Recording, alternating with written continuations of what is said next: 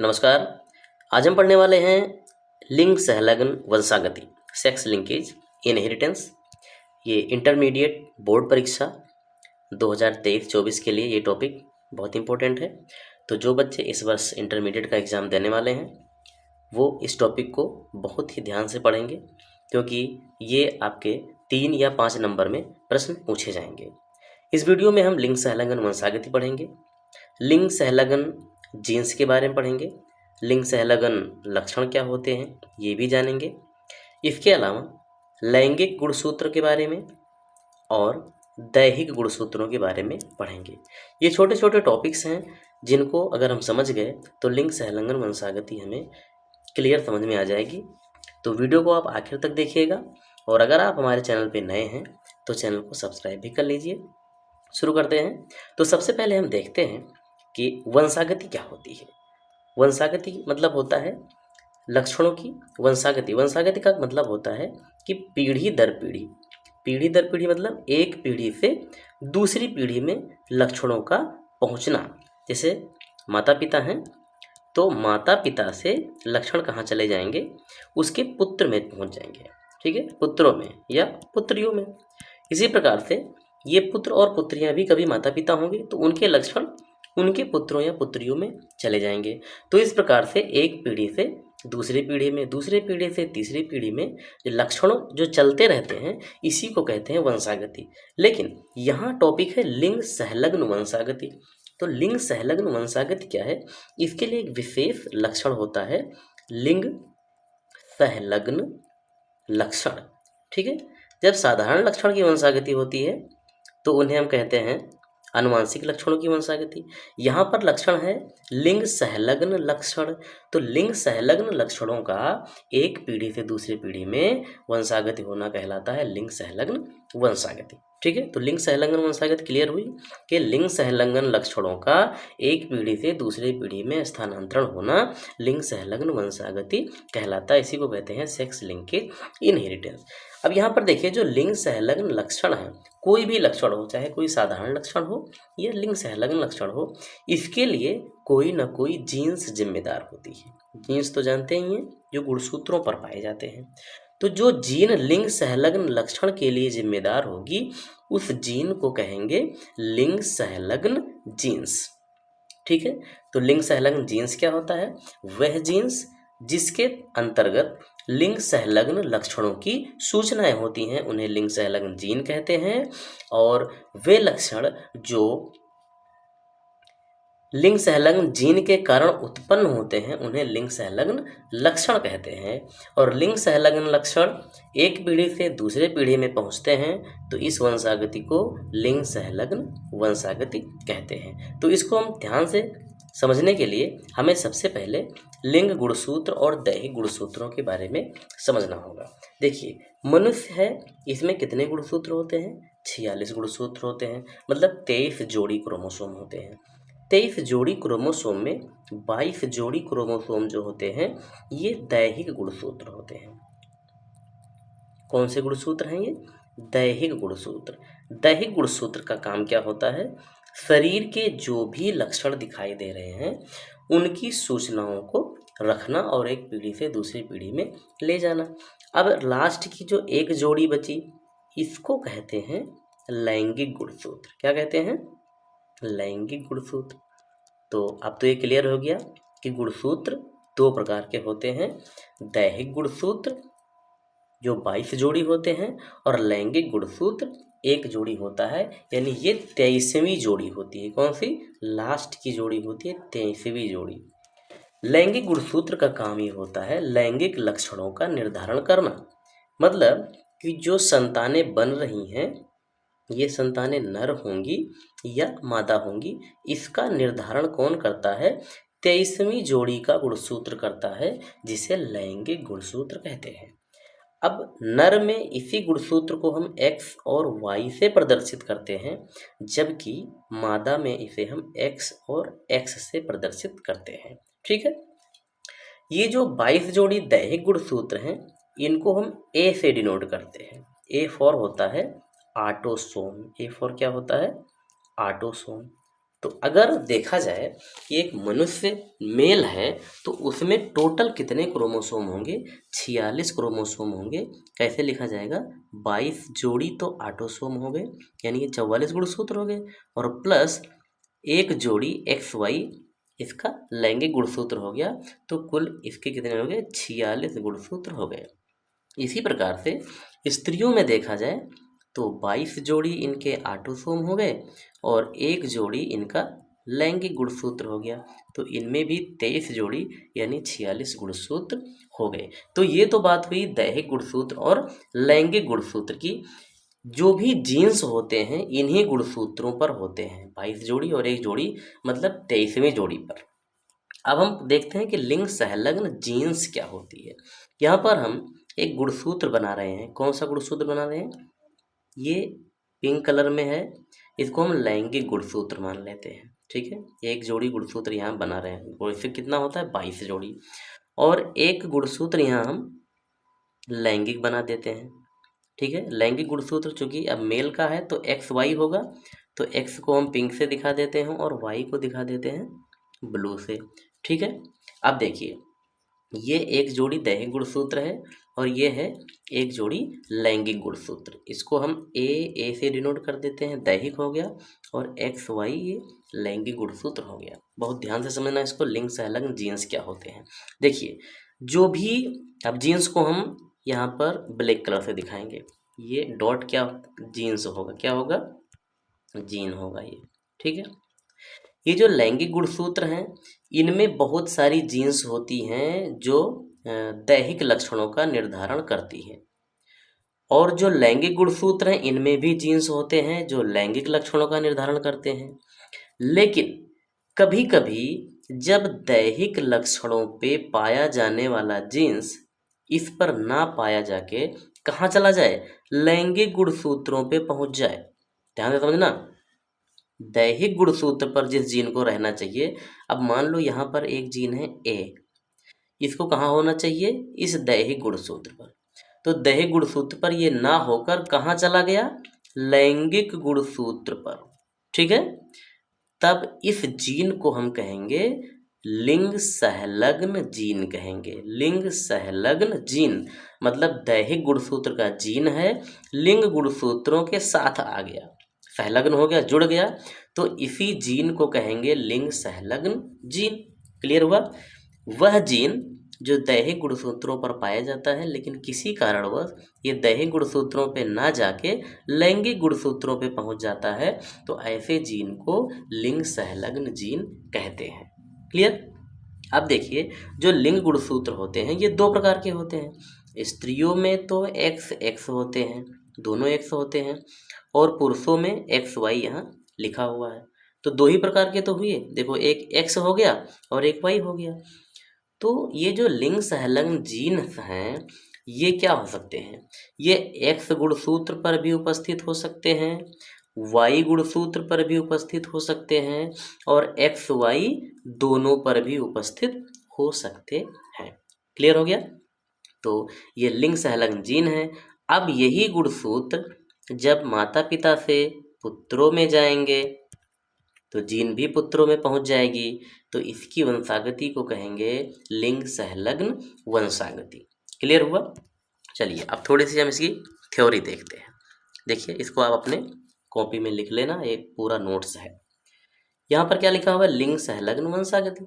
देखिए प्रायः लैंगिक लक्षणों के जीन्स लिंग गुणसूत्रों पर पाए जाते हैं, लेकिन जब कुछ दैहिक लक्षणों के जीन लैंगिक गुणसूत्रों पर स्थित हों, दैहिक लक्षणों के जीन, ध्यान देना अभी जो हमने बताया था, दैहिक लक्षणों के जीन लैंगिक गुणसूत्रों पर स्थित हों तो ऐसे जीन को लिंग सहलग्न जीन कहते हैं, और इनसे निर्धारित लक्षणों को लिंग सहलग्न लक्षण कहते हैं, और इन लक्षणों के एक पीढ़ी से दूसरे पीढ़ी में वंशागति को लिंग सहलग्न वंशागति कहते हैं। तो लिंग सहलग्न वंशागति क्लियर हुई। हमने बताया था ये गुणसूत्र X पर, Y पर और XY दोनों क्रोमोसोम पर उपस्थित हो सकते हैं। तो इस प्रकार से लक्षण भी 3 प्रकार के होंगे। देखिए एक लक्षण होगा X सहलग्न लक्षण, ये उस स्थिति में होगा जब जीन्स एक्स गुणसूत्र के असमजात खंडों पर होंगे, ठीक है, लेकिन वाई पर इसका कोई एलील नहीं होगा, विकल्पी नहीं होगा। विकल्पी क्या होता है, चलो इसको भी समझाते हैं। देखिए, जितने भी गुणसूत्र हैं ये किस में पाए जाते हैं, जोड़े में पाए जाते हैं। गुणसूत्र कहाँ होते हैं, जोड़े में।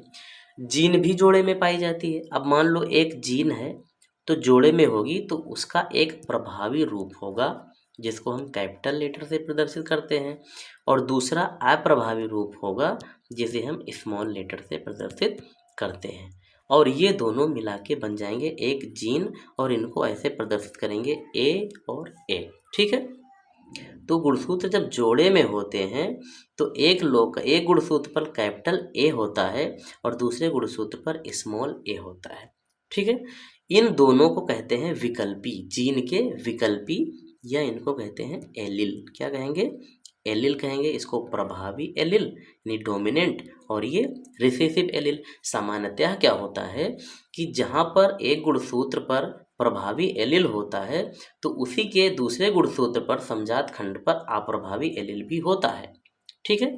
यानी जीन हमेशा जोड़े में होते हैं, लेकिन लिंग सहलगन जीन जोड़े में नहीं होती है। वही लिखा गया है कि एक्स गुणसूत्र पर पाया जाएगा तो वाई पर, अब इसको हम अगर एक्स मान लें, इसको वाई मान लें, तो एक्स पर अगर ए पाया जा रहा है तो वाई पर स्मॉल ए नहीं होगा, एलिल इसके नहीं होंगे, ठीक है। तो यहाँ पर लिखा हुआ है कि एक्स गुणसूत्र के असमजात खंडों पर स्थित होते हैं लेकिन वाई गुणसूत्र पर उनके विकल्पी नहीं होते, इसलिए यह जीन पुत्री को माता और पिता दोनों से और पुत्रों को केवल माता से प्राप्त होते हैं। इस चीज़ को बहुत ध्यान से समझना और याद भी कर लेना कि जो एक्स सहलग्न जीन है वो पुत्री को माता और पिता दोनों से मिलते हैं और पुत्रों को केवल माता से मिलते हैं। ऐसा क्यों होता है, देखिए, पुत्री को माता पिता से दोनों से क्यों मिलते हैं। देखिए, माता के पास 2 एक्स होते और पिता के पास 1 एक्स होता है, ठीक है। जो स्त्री है उसका जीनोटाइप क्या है, एक्स एक्स है, ठीक है। तो अगर पिता से मिलेगा तो एक्स ही मिलेगा और माता से मिलेगा तो भी एक्स मिलेगा, यानी एक्स पर अगर जीन उपस्थित है तो माता और पिता दोनों से मिलेंगे, ठीक है। तो पुत्री को कहाँ से मिलते हैं, माता और पिता दोनों से, लेकिन जो पुत्र है उसको सिर्फ माता से मिलते हैं। पुत्र को कहाँ से मिलेंगे, सिर्फ माता से। एक्स पर है तो माता से मिलेंगे, क्योंकि पुत्रों में पिता से सिर्फ वाई गुणसूत्र जाता है, एक्स गुणसूत्र नहीं जाता है, ठीक है। तो आगे देखते हैं, तो इसे कहते हैं, ये पुत्री को माता और पिता दोनों से और पुत्रों को केवल माता से प्राप्त होते हैं। मनुष्य में अधिकांश लिंग सहलग्न रोग एक्स लिंग सहलग्न होते हैं। इसमें जो बहुत ही इंपॉर्टेंट रोग है ये है वर्णांधता और हीमोफीलिया, ये हर साल पूछा जाता है। चलो दूसरा देखते हैं, वाई सहलग्न लक्षण, जस्ट इसका अपोजिट है। इसके जीन्स कहाँ होंगे, वाई गुणसूत्र के असमजात खंडों पर होंगे और इनके जो एलिल यानी विकल्पी वो एक्स पर नहीं होंगे। यहाँ क्या था, एक्स पर उपस्थित थे, वाई पर एलिल नहीं थे। यहाँ वाई पर उपस्थित है जीन, एक्स पर एलिल नहीं है, तो ये जीन पिता से पुत्रों में ही जाते हैं, क्योंकि जीन किस पर है, वाई पर है, तो वाई तो पुत्र में ही जाएगा, पुत्रियों में तो जाएगा नहीं। इसलिए इस जीन को होलैंड्रिक जीन कहते हैं और इनकी वंशागति को होलैंड्रिक वंशागति भी कहते हैं। इसका उदाहरण है हाइपरट्राइकोसिस। हाइपरट्राइकोसिस क्या होता है, आपने देखा होगा कि पुरुषों में जो कान होते हैं या कंधे होते हैं इन पर बहुत बड़े बड़े रोम आ जाते हैं, ठीक है। तो ये लक्षण क्या कहलाता है, हाइपरट्राइकोसिस। तीसरा है एक्स वाई लिंकेज। अब यहाँ पर क्या है, एलिल्स होंगे। देखिए, इन लक्षणों के जीन एक्स वाई गुणसूत्र के समजात खंडों पर विकल्पी के रूप में होते हैं। मतलब एक्स वाई साथ में है तो जहाँ जहाँ समजात खंड होंगे, जैसे मान लो ये 2 गुणसूत्र है तो यहाँ पर एक्स का एक विकल्पी है तो दूसरे समजात खंडों पर दूसरा विकल्पी भी इसका मौजूद होगा। ये वंशागत स्त्रियों और पुरुषों में समान रूप से होते हैं क्योंकि दोनों पर जीन होता है। इन्हें अधूरे लिंग सहलग्न गुण या लक्षण कहते हैं। इसका उदाहरण है पूर्ण वर्णांधता और नेफ्राइटिस, ठीक है। तो देखिए, यहाँ पर जो लिंग सहलग्न वंशागति है ये 3 प्रकार से हो रहा है, एक्स गुणसूत्र से, वाई गुणसूत्र से और एक्स वाई गुणसूत्र से। अब आपके सिलेबस में जो है वंशागति जो लक्षण जो रोग उत्पन्न हो रहे हैं वो है अप्रबल एक्स सहलग्न वंशागति। अप्रबल मतलब रिसेसिव एक्स सहलग्न वंशागति। देखिए आनुवंशिक रोगों के जीन आदर्श रूप से कहाँ होते हैं, एक्स गुणसूत्र पर। इनमें से अधिकांश जीन अप्रबल होते हैं, ठीक है, अप्रबल होते हैं। अब देखिए समयुग्म की, जब जीन क्या होंगे, समयुग्म की अवस्था में ही प्रकट होते हैं। जो जीन अप्रबल होता है, मतलब अप्रबल जीन को हम स्मॉल से, ये प्रबल हो गया और ये अप्रबल, ये अपना प्रकटन कम करेगा, कब करेगा, समयुग्म की में, मतलब जब दोनों ही स्मॉल होंगे तभी प्रकटन होगा इनका। अगर ये साथ में है, एक कैपिटल एक स्मॉल, तो इसका प्रकटन नहीं होगा, क्योंकि ये इसके ऊपर क्या हो जाएगा, प्रभावी, जैसा कि आपने प्रभाविता के नियम में पढ़ा है। अगर नहीं पढ़ा है तो डिस्क्रिप्शन में लिंक है, वहाँ जाके प्रभाविता का नियम भी देख लीजिएगा। तो क्या है, इसलिए द्विप्रभावी समयुग्म की स्त्रियों में जीन्स रोगजनक होंगे, जबकि विषम युग्म की स्त्रियों में यह लक्षण प्रकट नहीं होंगे। अब मान लो ये स्त्री है, स्त्री का गुणसूत्र क्या होता है, एक्स एक्स। अब स्त्री पर कोई रोग का जीन मान लो सी लिख दिया हमने, तो क्या यह रोगी होगी, नहीं होगी। क्यों नहीं होगी, क्योंकि रोग तभी प्रकट होगा जब दोनों गुणसूत्र पर जीन्स होंगे। तो अगर स्त्री में दोनों एक्स गुणसूत्र पर जीन उपस्थित हैं तो ये स्त्री रोगी होंगी। अगर दोनों पे नहीं है, सिर्फ एक गुणसूत्र पे है, तो ये रोगी ना होकर के वाहक होंगी। क्या होंगी, वाहक, मतलब स्त्रियों में लक्षण प्रकट नहीं होगा, लेकिन अगली पीढ़ी में जरूर प्रकट होगा। इसी प्रकार से यदि पुरुष में होगा, अब पुरुषों का देखो गुणसूत्र क्या है, एक्स और वाई, इसमें किसी भी क्रोमोसोम पे अगर जीन है तो पुरुष रोगी होगा। क्यों होगा, क्योंकि इसके पास दोनों क्रोमोसोम एक एक हैं। तो यहाँ पर प्रभावी और अप्रभावी का कोई मतलब नहीं है। देखिए अगर एक्स गुणसूत्र पर जीन उपस्थित है तो इसका मतलब क्या है, पूरे एक्स पर जीन उपस्थित है, तो ये पुरुष क्या होगा, रोगी होगा, यानी कि रोग से प्रभावित होगा। ठीक है, अब देखिए तो स्त्रियां तो वाहक का काम करेंगी, और पुरुष में क्योंकि एक ही एक्स गुणसूत्र होता है, इसलिए ये रोग प्रकट होंगे इसमें। तो इस जीन्स की वंशागति मतलब कैसी, पिता से पुत्री में और पुत्री से द्वितीय पीढ़ी के पुत्रों में, ऐसी वंशागति को क्या कहते हैं, क्रिस क्रॉस वंशागति कहते हैं। इस वंशागति को क्या कहेंगे, क्रिस क्रॉस वंशागति। कैसी वंशागति, ऐसे जीन्स की वंशागति जो पिता से पुत्रियों में और फिर उस पुत्री से उसके पुत्रों में चले जाएं। ये क्या है, पिता से जीन कहाँ गया, पुत्री में, कहाँ गया, पुत्री में, और पुत्री से कहाँ चला गया, पुत्र में चला गया।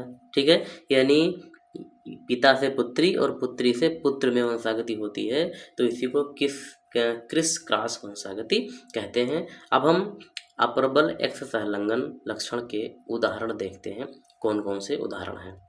देखिए यहाँ पर एक उदाहरण है हीमोफीलिया। आप सभी जानते होंगे हीमोफीलिया को ब्लीडर डिजीज कहते हैं। ठीक है, ये एक ऐसा रोग है, अनुवांशिक रोग है, एक पीढ़ी से दूसरी पीढ़ी में ये पहुंच जाता है। ठीक है, तो इस रोग में क्या होता है कि अगर रोगी को चोट लग जाए या कहीं पे इंजरी हो जाए, कट जाए, चाहे वो आंतरिक हो या बाहरी इंजरी हो, तो रक्तस्राव होता है और रक्त का थक्का नहीं जमता। ठीक है भाई, रक्त का अगर स्राव हो रहा है तो 2 से 8 मिनट में रक्त का थक्का जम जाना चाहिए, और जब रक्त का थक्का जम जाएगा तो अधिक रक्त स्राव नहीं हो पाएगा। लेकिन हीमोफीलिया में क्या होता है, रक्त का स्राव होता रहता है, थक्का ही नहीं बनता, तो रक्त स्राव होता रहता है और व्यक्ति में खून की कमी हो जाने से उसकी मृत्यु हो जाती है। ठीक है, अब ये जो हीमोफीलिया रोग है ये किसके कारण होता है, हीमोफीलिया रोग एक अप्रभावी जीन के कारण होता है। किस जीन के कारण होता है, एक अप्रभावी जीन के कारण होता है। यहाँ पर प्रभावी लिखा है, इसको हम लिख देते हैं अप्रभावी जीन। ठीक है, और ये केवल एक्स गुणसूत्रों पर पाया जाता है, इसके विकल्पी वाई गुणसूत्र पर नहीं होते हैं। यह रोग सिर्फ पुरुषों में ही होता है, स्त्रियां इसका वाहक होती हैं। स्त्रियां उसी दशा में वाहक होंगी जब अप्रभावी जीन दोनों एक्स गुणसूत्र पर होगा। इस लाइन को आप ध्यान से समझिए, क्या कह रहा है कि हीमोफीलिया, चलो हम हीमोफीलिया के जीन को स्मॉल एच से दिखा देते हैं, एच फॉर हीमोफीलिया। कह रहा है कि ये एक्स गुणसूत्र पर होता है। ठीक, एक्स गुणसूत्र पर होगा और विकल्पी वाई गुणसूत्र पर इनके नहीं होंगे, तो रोग किसमें होगा, पुरुष में। अब देखो ये एक्स वाई किसका गुणसूत्र होता है, पुरुष का, तो ये रोगी होगा। स्त्रियों का गुणसूत्र एक्स एक्स होता है। अब मान लो इस पर हीमोफीलिया का जीन है तो क्या स्त्री रोगी होगी? नहीं होगी, ये वाहक होगी।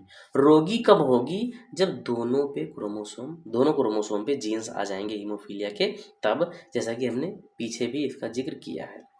तो पुरुषों में क्या स्थिति होगी अगर हीमोफीलिया का जीन आ जाता है? तो देखो यहाँ लिखा है एक्स वाई।